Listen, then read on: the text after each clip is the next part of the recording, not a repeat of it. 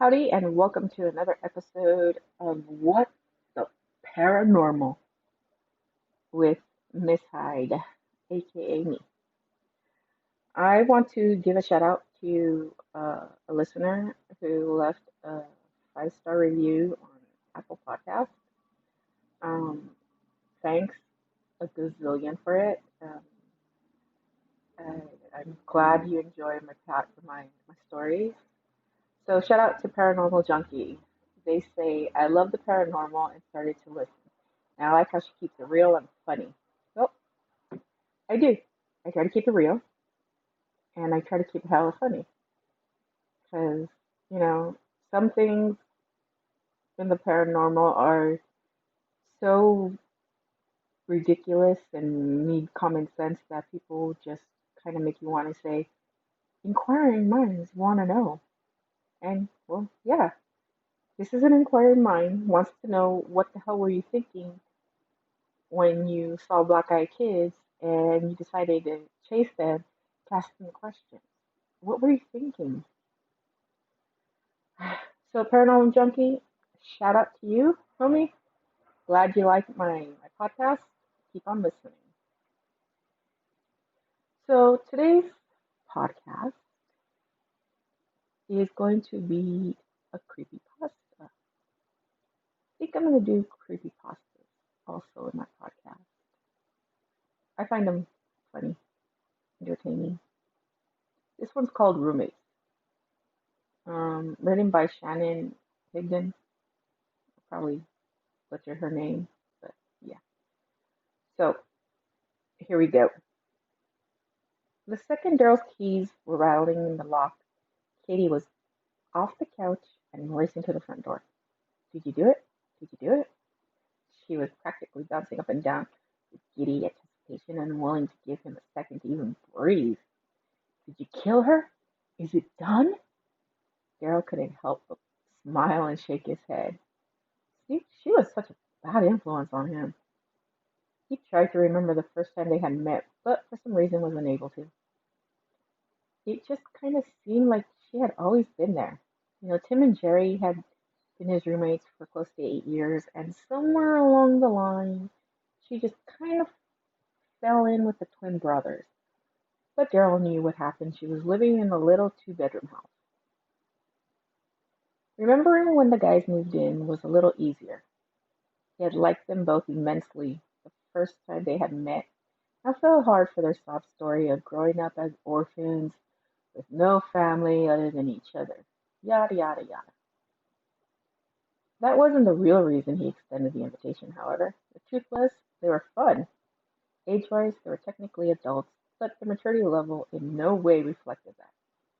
Neither of them ever bothered growing up, and they were really no telling what they might be getting into at any point in time. Plus, they really liked to play up the identical twin aspect and enjoyed going with the same look as each other every other day. Daryl could tell them apart at the moment. Tim's hair was just a bit shorter than Jerry's, but most people didn't have a clue. Tim had told him once, quite some time ago, the story of how he met Katie in the area, but Daryl couldn't recall it. Tim had verbal diarrhea, and a different story or 10 every day. It would have been impossible to keep them all in his memory bank. Tim's, Tim's condition was aided considerably by the fact that he always had a bag of green herbs nearby. Jerry wasn't quite the stoner as his brother, but he did partake from time to time. Daryl hadn't complained when Katie started hanging around. There was something about her that he found truly compelling. It wasn't that she had the hots for him, or I'm sorry, for her, or anything like that. She was not his type at all, but she was sweet and funny, an absolute dynamo of high contagious positive energy. He loved the way that she kept them all in line and yet on their toes at the same time. For all these reasons and others, they didn't fully understand. She could talk to him in practicality anything. She had an innate ability to persuade him into activities that most people would consider irrational, and a way of making sense out of it in the process. That's the way it was with Julie, his soon to be deceased ex girlfriend, and Marcus, his recently deceased ex best friend. As crushing a blow as discovering that their secret liaison was, Daryl was originally going to just break off both relationships and count his blessings that he discovered the infidelity when he did, and not further down the road when she might have been his wife and he might have been his best man.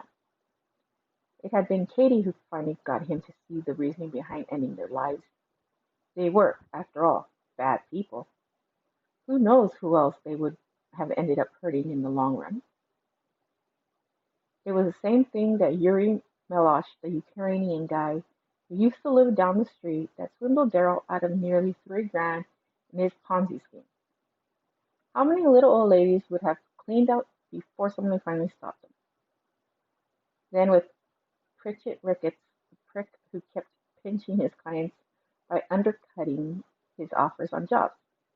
Daryl was one of the best small job carpenters in the area, but somehow that damn Ricketts was always on his tail. It was Katie that pointed out the unscrupulous man must have been following Daryl. It also stood to her reasoning that there were no possible way of just cutting Leach out of his life, other than killing him, of course. Father Mitchner was the only one Daryl tried putting up a significant armed argument against, and even now it weighed on his conscience. Father Andrew Mitchell had been the pastor at the local Catholic church for nearly 40 years before he passed on.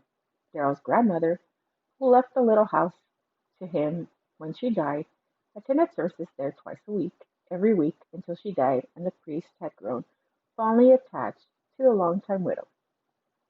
When Daryl moved in 9 years ago, Father Mitchner had made it a point to visit the home and check in on Doris, grandson, and Daryl quite liked the pleasant man, not enough to attend his church, but he did like him. It was Tim and Jerry who initially didn't care for him. The first time they met, the father made a light-hearted joke about them being freeloaders who didn't pay rent, and despite the lack of malicious intent, the guys who never took offense to anything had their feelings hurt. That was really no big deal, but the priest continued to make weekly recruiting visits, and eventually Katie was the one to see the demons in him. Absolutely terrified the first time she saw the man and the creatures possessing him from within. She later explained that the gift was called discernment, and that she had always been able to see unclear spirits. Daryl fought her for some time and on the issue, but her fear was real, and Katie never lied to him, or anyone for the matter. She was truthful to a brutal fault, and in the end, he believed. He believed in the world beyond the one he could. He believed that Katie had gifts that he didn't, and above all, he believed her when she said that they would be plagued by demonic attacks if the poor man wasn't put out of his misery. It was, by her estimation, a mercy killing. Daryl had been hoping the moment bestowed mercy would be the last time he would have to deal with such unpleasant things, but here he was again. So, she pressed, are you going to answer me or what? Daryl chuckled again and pushed her past into the living room. Are you going to give me a chance to actually answer? Katie beamed the offense behind him and said, well, excuse me, by all means. Tim and Jerry were wrestling with each other on the couch like a couple of teenage boys and didn't bring it to an end until Daryl plopped down on the couch next to them, diverting their attention. Well, Jerry asked what they were all thinking. He hasn't said. Katie had positioned herself on the lazy boy across from them. For some reason, he's trying to play it cool, which, she paused for effort, is not cool. The guys began to fall all over each other with raucous laughter and brought Daryl's attention to the empty baggie and green herbs strung at the coffee table. They were high as kites. Sometimes living with these two was like being in a frat house or having children, maybe. He definitely didn't take them as serious as he did his female roommate. Well, Daryl finally spoke. Not that you two yahoos will remember later. He, he was looking at the twins as they fell into another round of side splitting. But yeah, I did it. I cut her brake line. Katie's jaw dropped. You cut her brake line? She repeated. Daryl probably nodded yes, but the pride only lasted a moment before Katie made her displeasure known. What the hell, Daryl? That's not what we talked about. You were supposed to poison her or stab her. Where the hell did you come with cutting the brake line? She sighed, exasperated. How did you even know which one is a brake line? YouTube, Daryl replied sheepishly. I looked it up. The brothers couldn't stop laughing. Daryl actually falling to the floor and holding his sides. Katie didn't find it funny at all. You looked up a video on how to cut a brake line and then went and cut someone's brake line? Please tell me you at least used a guest account on a computer somewhere else. She seemed like she couldn't even believe she was having to ask, and if it was complete opposite of the reaction he was expecting, especially when he could only mumble, I used my phone. Kitty jumped across the couch and slapped him in the face, drawing blood with her nails. You fucking idiot, she yelled in his face. You screwed us all. Tim joined his brother, rolling on the floor. Neither seemed to gasp, but Kitty was upset. What are we supposed to do when you get arrested? Daryl was genuinely shocked. Why would I be arrested? I I don't understand, was all he could say, and Katie shook her head with sick pity, but was not given the opportunity to explain. The next few seconds passed in a blur. Broken glass filled the room from the windows, and chunks of wood flew in from the hall, where the front door was smashed from its hinges. Suddenly, the room was full of men in black armor, from head to tail, flashing lights and screaming. Violently thrown to the floor and handcuffed, Darrell couldn't see what condition his roommates were in. Much like him, they were probably overwhelmed with sudden flurry of activity. Jerked to his feet and hustled down the hall, he knew that he would probably be in some degree of trouble, but he truly hoped that his friends wouldn't be charged with anything. He didn't see them being cuffed, and his name was the only one they stated being under arrest. And hopefully they could be left out of whatever mess this turned into. As he was being pulled out of the front door, Darrell called out of his shoulder, desperately hoping they could hear him. Don't say anything, guys. Don't say a word. But by that point, it was the best he can do. An hour later, he was behind bars, bearing the death penalty for the rest of his life. Toya Pearson couldn't help but to curse when the call came in, 1:45 in the morning. Raising two girls and a single mom, combined with a job that could call at any moment and currently call prude, sleep was proving more and more elusive. The moment the ringtone woke her up from a deep sleep, she knew she was done for the night. She didn't even have to answer it. It did, however, turn out to be rather an interesting call, though. The department had arrested a rather notorious serial killer. Not that it wasn't good news. One less sicko on the streets was good for everybody. But that wasn't the part that particularly interested her. It was his pet.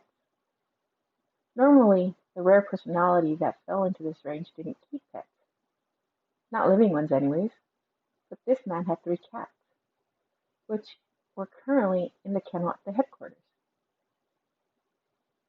Were it not such a high-profile case, the animals would have most likely been turned over to animal control or the Humane Society, but given the uniqueness of the situation, they thought to call her. Toya's official title was that of a detective profiler, but everyone knew that her true passion was her feline rescue group. No one had a problem turning Katie, Tim, and Jerry over to her, and rather, they put them through further trauma. She decided to keep them in the end. They won her over rather quickly with their infectious personalities, and the girls fell in love with them immediately as well. The youngest, Sarah, even claims that they speak to her. It's adorable. Hmm, interesting story, I might say.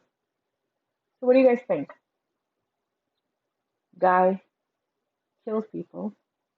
Well, first and foremost, I thought they were his actual roommates, like people, but turns out they weren't people.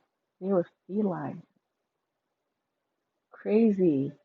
I like this. Well, I like this episode, actually. I like this story. Better than the elevator one. But, yeah, so tell me what you think about this creepypasta. Again, I'm going to be doing creepypastas possibly Tuesday and Thursdays. Um, so if you like it, let me know in your comments below. Don't forget to share, like, and subscribe. If you have any ideas, you can email them to paranormalbuzzfeed@gmail.com. And don't forget to keep it ghosting. Talk to you all later. So, with this coronavirus epidemic that we have going on, you have many celebrities, you have actors coming in and joining the podcast community, and you want to jump into it. Well, if you haven't heard, there's a program that you can use called Anchor, now which is the easiest way to create a podcast. It's free. Um, there's a whole bunch of creation tools that allow you to record, edit your podcast from your phone, your tablet, your laptop, your computer. Um, it'll even distribute them for you. So it'll be heard on Spotify, Apple Podcasts, and many other podcast platforms. You can make money with your podcast with no minimum listenership. Like I said, we have a lot of celebrities, we have a lot of actors, actresses joining the podcast community. So they'll be making money because of their followers. Well, you can do it too. You don't, I mean, you could have 2 followers and still be making money. So it's an easy way to join the podcast community because this program lets you um, make money with no minimum listenership. And it has everything you need from a podcast program all rolled into one. So if you want to join the community, don't forget to download the free Anchor app or go to anchor.fm and get started. Join us independent um, podcasters along with the celebrities and the actors and the actresses who are on the podcast community. So don't forget, download the free Anchor app or go to anchor.fm to get started.